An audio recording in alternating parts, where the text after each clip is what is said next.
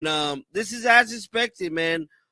Like I stated, guys, I'm not expecting anything more or less. Kayla Clark out, right groin injury. Hold on real quick. And yeah, man, it's just I see her coming back in about a week and a half, maybe 2 weeks. Give it about 2 weeks, bro. I think she's probably gonna come back. Somebody said delete this. This still hurts just as bad as the first time. It definitely is. This is probably Recent developments surrounding the Indiana Fever have sparked speculation about potential internal tensions as the team prepares for their upcoming matchup against the Phoenix Mercury. The game holds particular significance due to the presence of former Fever player Dana Bonner on the Mercury roster, following her controversial departure from Indianapolis. Caitlin Clark has been ruled out for tonight's contest due to a groin injury, marking another absence for the star player. Medical staff expects her recovery timeline to extend approximately 1 to 2 weeks. With a cautious approach being taken regarding her return to action, the injury concerns stem from recent activities that may have aggravated the existing condition. Head coach Stephanie White addressed the media regarding the team's current situation and upcoming challenges. It definitely is. This is probably going to be the report until late August. No need to delay it. Somebody said, I wonder who AT is going to beat on. Her favorite target is out. Somebody said Keith Orlando away from Argo. Hope she shoes for negligence. I'm worried with CC and AT. Yeah, I had made a video about this here. About this whole groin. When questioned about managing rest periods between games, White emphasized the importance of recovery time, noting that coaching staff face different physical demands but similar mental and emotional pressures as players. White acknowledged the heightened scrutiny surrounding the Fever organization compared to her previous coaching experiences. The increased attention has created additional obstacles for the team, requiring careful management of external pressures and speculation. White stressed the importance of maintaining privacy regarding internal team matters and keeping locker room discussions confidential. The coach's comments about filtering outside noise and protecting what happens within the organization have raised questions about potential behind-the-scenes issues. Groin thing. Her kicking the ball. And I caught some flack for that video, but it is what it is, man. I don't think Kayla Clark should be kicking any down balls, quite frankly. She should be resting her freaking leg.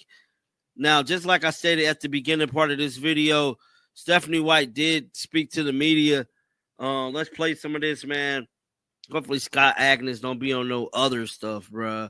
Because he the only one who dropped it, man. Dude, like the White emphasized the need to compartmentalize team business and prevent external influences from affecting the group's focus. Regarding the demanding schedule ahead, White outlined the challenge of managing 5 games in 8 days during the upcoming West Coast road trip. The coaching philosophy centers on addressing immediate challenges rather than becoming overwhelmed by future obstacles or dwelling on past difficulties. White discussed the unique scheduling challenges faced by WNBA teams compared to NBA organizations. The league's smaller size requires extensive travel across multiple time zones, creating additional fatigue factors that larger leagues can avoid through regional scheduling. Who dropped it, man? Dude, like the copyright, bruh. Let me see here, dog. I be showing them love, bruh. I be showing them love. Let's see here. Let's play this real quick. A couple extra days in between games, kind of a little bit of a break, I guess, a respite from the grind. How do you try to maximize that time? It depends. If my family's in town, I try to spend time with them. If The coach advocated for league expansion as a solution to current scheduling pressures. White believes increasing the number of teams and extending the season timeline will be necessary to accommodate growth while prioritizing player health and wellness. The current compressed schedule represents a temporary challenge that expansion could alleviate. When asked about extending the season calendar, White indicated this would likely become essential as the league continues adding teams and games. The current timeframe cannot sustainably accommodate continued growth without compromising player welfare and game quality. Depends. If my family's in town, I try to spend time with them. If not, I try to sleep when you can. And just try to get some downtime. It really kind of depends on what the schedule looks like upcoming. if you can truly get that or not, and kind of how to prioritize those moments to recover. And ours is different. It's not necessarily as physical as their recovery, but mentally, emotionally, and all the other things.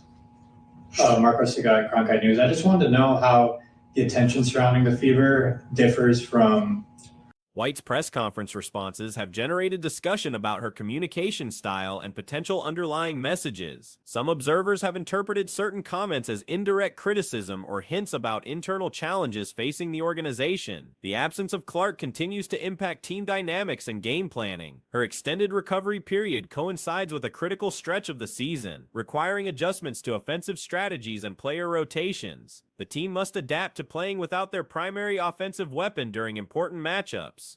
the attention surrounding the Fever differs from where you were coaching them in the past compared to now? Yeah, it's definitely different. Everything is highlighted. Obviously much more speculation about things that people don't know about.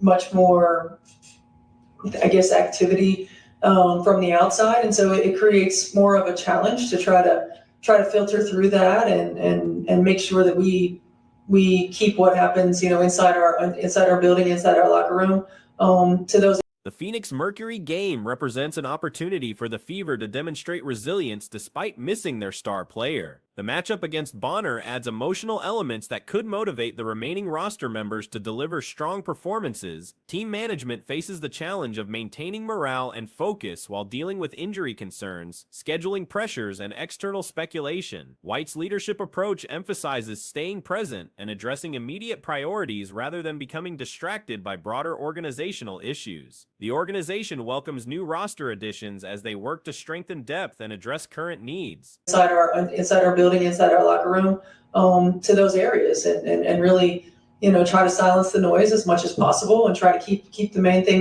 Is she insinuating that there's drama in the locker room? Because this is what I know I'm not tripping here. This is my first time hearing. Is she insinuating that something is happening? And let me play this over, bro. Past compared to now? Yeah, it's definitely different. Everything is highlighted.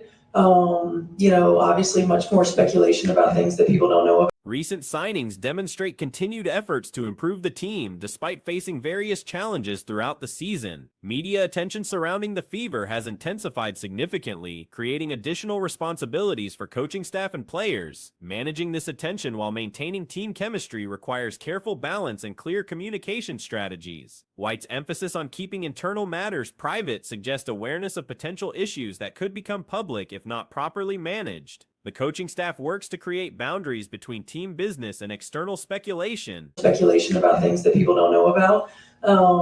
Much more, I guess, activity from the outside, and so it creates more of a challenge to try to filter through that and make sure that we keep what happens, inside our building, inside our locker room, to those areas, and really, try to silence the noise as much as possible and try to keep the main thing, and focus on just being a better basketball team. Yeah, this is the beginning of 5 games. The upcoming road trip will test the team's ability to perform under difficult circumstances without their leading scorer. Success during this stretch could demonstrate organizational depth and coaching effectiveness despite current obstacles. League scheduling reform remains a priority for White, who advocates for changes that would benefit player health and competitive balance. The current system creates unnecessary hardships that expansion and calendar adjustments could address. The situation surrounding the Indiana Fever continues evolving as they navigate injury challenges, scheduling difficulties, and increased public scrutiny. When they played Caitlin Clark, it's the opposite when Caitlin Clark's out. Like, a lot of teams come out there and, for lack of a better word, don't play their A game. They troll, for lack of a better way of describing it.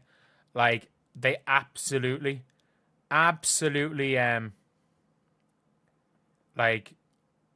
trolled. The Liberty absolutely trolled for 3 quarters coming out of the All-Star break. The Aces didn't want to be there. And it's like, it's the reason why the Valkyries are winning so many games, because they play every game with 100% effort. And White's leadership approach focuses on controlling internal factors while advocating for systemic improvements that would benefit all teams. Team chemistry and locker room dynamics remain areas of focus as the organization works through current challenges. Maintaining unity and purpose becomes especially important when facing adversity and external pressure. The Fever's response to these various pressures will likely influence their season trajectory and long-term organizational development. They play every game with 100% effort. And the Indiana Fever are starting to play every game with 100% effort without Caitlin. But let's take a listen to Aaliyah Boston, the actual difference, like not effort-wise, but the actual difference on the court. And I've already listened to this, and I mean, I 100% agree with it. What can you say the difference is playing with her in the lineup versus playing without her? Yeah, I think when you have Caitlin on the floor, everything is automatically spaced. The floor is spaced. Defenses are like...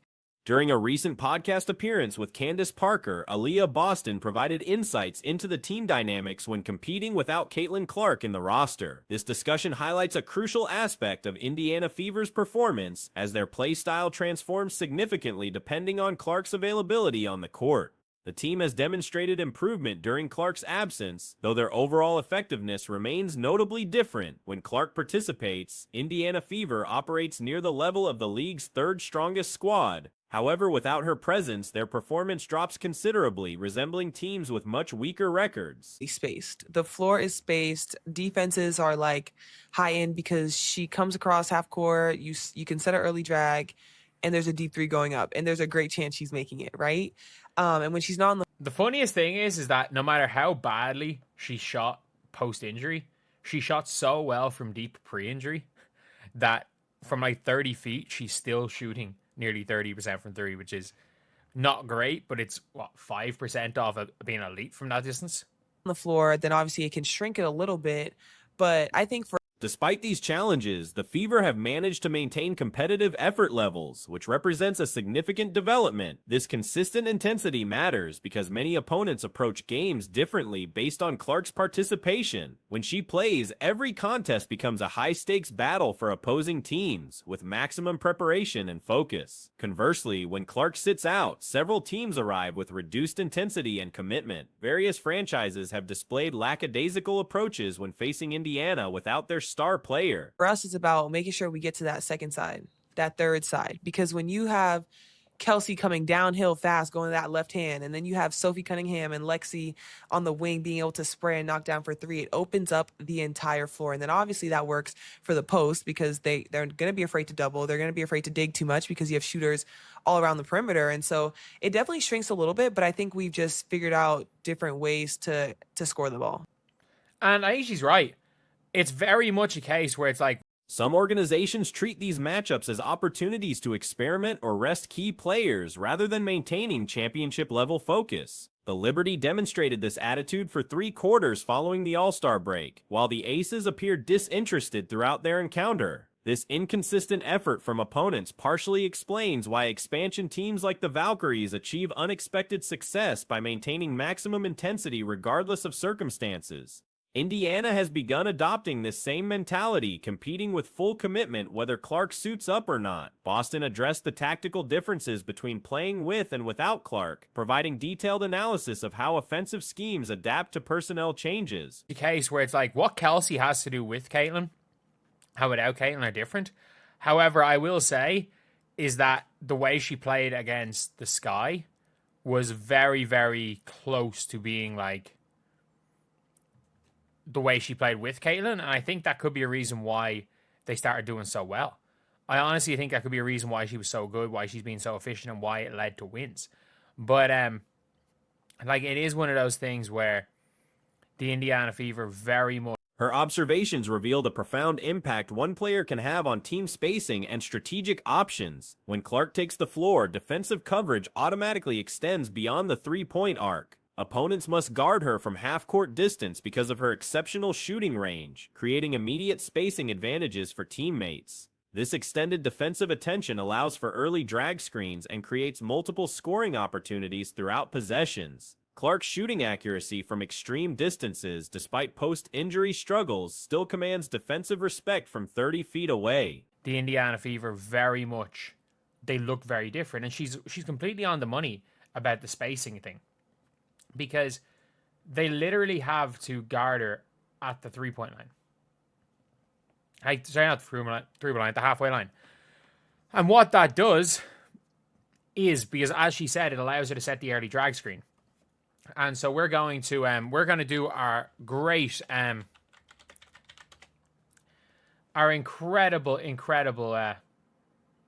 Her 3-point percentage from extended range approaches 30%, which may seem modest but represents elite production from such distances when considering league averages. Without Clark's presence, floor spacing naturally contracts, requiring alternative approaches to generate quality scoring chances. The team emphasizes ball movement to multiple sides of the court, utilizing players like Kelsey Mitchell's driving ability and perimeter shooters Sophie Cunningham and Lexi Hall to create different spacing patterns. Mitchell's aggressive downhill attacks with her left hand, combined with wing shooters ready to convert open attempts, establishes alternative floor spacing. This approach opens interior opportunities for post players while preventing defenses from providing excessive help or double teams due to perimeter shooting threats. incredible paint app.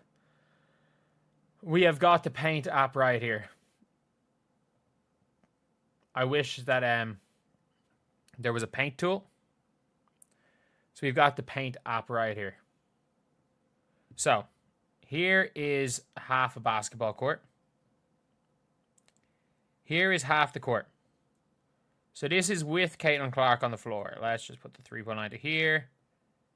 There we go. Boston's tactical explanation demonstrates how teams adapt their offensive philosophy based on available personnel. The fundamental spacing principles remain consistent, but execution methods must evolve to maximize each roster configuration's strengths. The drag screen action with Clark illustrates these spacing concepts perfectly. When she handles the ball near half court with a defender pressuring, Boston can set a trailing screen that creates multiple advantageous outcomes. If the screener's defender steps up to hedge, it often results in a defensive switch that favors the offense. Here, there we go. So, Caitlin has the ball here. CC's here. Defender here. Aaliyah, setting a drag screen on the trail, sets the screen here. So defender here. So Aaliyah's defender, because a lot of the times the defenders are stepping up and Caitlin Clark can come to here and just shoot it. Aaliyah's defender then has to literally, at worst, come across here. Should defenses choose to flat hedge the screen, Clark gains driving lanes or shooting opportunities while Boston rolls toward the basket. This action forces defenses into difficult decisions where multiple options can produce positive offensive results. When defenses send additional help to contain this action, it creates opportunities for cutting players like Mitchell or open shots for perimeter specialists. The interconnected nature of these movements makes it extremely challenging for defenses to eliminate all scoring threats simultaneously. Post-positioning also impacts these offensive concepts significantly.